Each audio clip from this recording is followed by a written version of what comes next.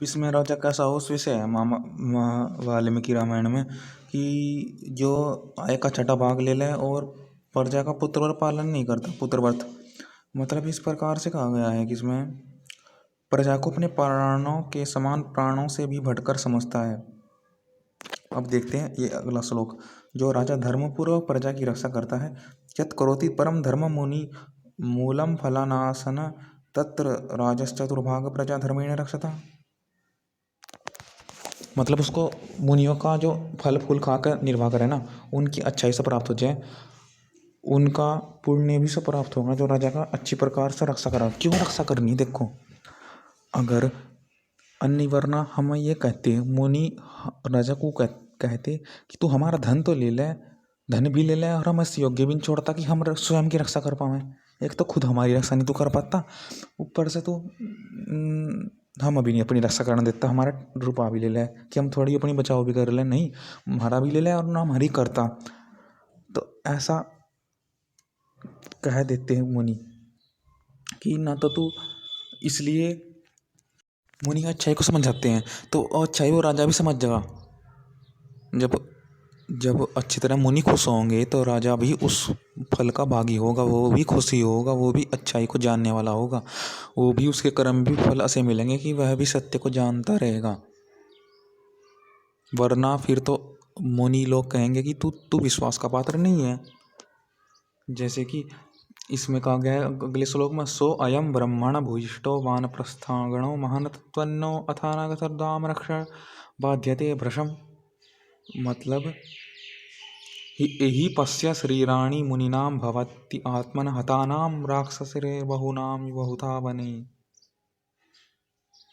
मतलब हे हे आप जैसे राक्षस के होते हुए भी यहाँ ब्राह्मण कुल वानप्रस्थी को यहाँ ये राक्षस मार रहे हैं।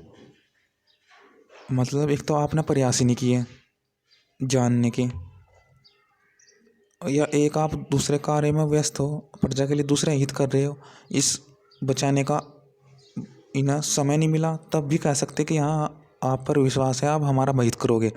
अगर कोई राजा कर ही नहीं रहा तो फिर उस जो करने लगे, जिसने जानने का प्रयास ही नहीं किया, तो फिर वो चाहे आ भी जाए तो उस पर विश्वास कम करेंगे। जैसे कि राम ने अगर प्रयास ना किया होता, अगर कोई राजा हम मान लो किसी राजा की बात करें, कोई राजा प्रयास ना करे कि हमारे जंगल में क्या हो रहा है, हमारे अन्य मनुष्य को क्या हो रहा है, क्या दुर्गति हो रही है, ये नहीं कि जब उसके पास गए तो जब ही पूछा, उससे पहले प्रयास करने का प्रयास नहीं किया कि कब कि हमारे राज्य में क्या दुर्गति है, तो फिर उस पर विश्वास का पात्र नहीं होगा वह राजा। बस परंतु ये हो कि हाँ वह अन्य कार्य में व्यस्त है इसलिए उसको समय नहीं मिला। अगर वो है खुद जानने का इच्छुक ही नहीं कि राज्य में क्या हो रहा है, उसे लोगों की परवाह नहीं, उसे लोगों की अच्छाई नहीं पता, तो वो अच्छाई को नहीं देखेगा। जब उसे लोगों की अच्छाई नहीं पता तो उसे लोगों की रक्षा का महत्व तो कब पता लगेगा? जब उसे लोगों की अच्छाई नहीं पता, ब्राह्मणों की अच्छाई नहीं पता, तो उसे विचार ही नहीं आने का ब्राह्मणों की रक्षा का। जब किसी की अच्छाई का ज्ञात हो ना, तभी तो उसकी रक्षा का महत्व पता लगे। तो जब राजा को किसी के लिए राजा कर रहा होगा तो उसे अच्छाई का पता होगा, तो फिर वो रक्षा के लिए भी अपना परिश्रम करेगा, तो वही राजा उस पर विश्वास भी करेंगे। मतलब राजा ने कभी किसी के लिए कुछ किया हो, ब्राह्मणों के लिए कुछ किया हो, तो फिर उसे ब्राह्मण की अच्छाई ज्ञात होगी, उस अच्छाई के लिए फिर वो रक्षा के लिए कुछ प्रयास भी करेगा, उस पर विश्वास भी करेंगे। अगर ये ऐसा राजा हो, ये नहीं कि कभी उसने प्रयास ही नहीं किया, ना उसने जानने का प्रयास किया कि हमारी प्रजा कैसी है, उस पर कहाँ विश्वास करेंगे? फिर उस पर तो फिर असत्य पर जाएगा राजा। तो इसलिए कह रहे, मतलब राम ने कुछ किया है प्रजा के लिए, पहले भी बहुत कुछ किया है।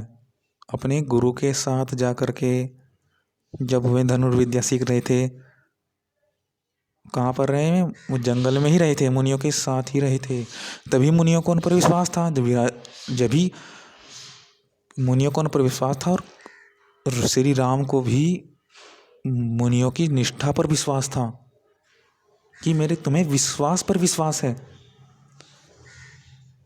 आप जैसे रक्षक के होते हुए भी यहाँ पर ब्राह्मण कुल वानप्रस्थियों का दल अनाथों के समान राक्षसों के द्वारा मारा जा रहा है। तो श्री राम को सबको विश्वास हुआ कि हाँ अब हम ये कुछ करेंगे, कि हाँ इन्हें बताओ और श्री राम को ये जरूर ही करेंगे, ऐसा विश्वास होता है क्योंकि इन्होंने पहले भी किया था। कब? जब अपने गुरु के साथ अन्य राक्षस मारे थे। वह अन्य कांड है, अरण्य कांड की चर्चा भी चल रही है। तो विश्वास से विश्वास बढ़ेगा। हे आप इधर आइए और उन आत्म तस्वीरों की नोक को छेद कर उनका प्रतिकार लीजिए। मतलब छेद कर तलवार को से काट कर मार डाला। उनको देखिए और हम को बता रहे हैं कि आप अवश्य ही करेंगे।